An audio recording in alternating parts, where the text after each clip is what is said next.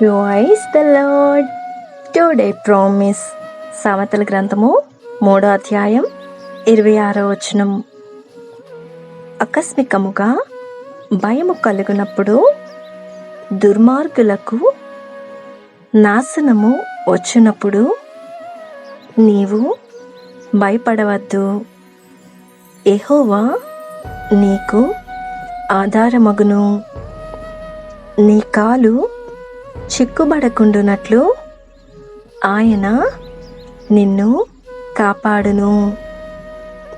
మేలు చేయుట నీ చేతనైనప్పుడు దాని పొందదగిన వారికి చేయకుండా వెనుక తీయకుము. ఆమేన్. ఈ వాగ్దానం మన జీవితాలలో దేవుడు నెరవేర్చును గాక. God bless you. Presented by Young Holy Team.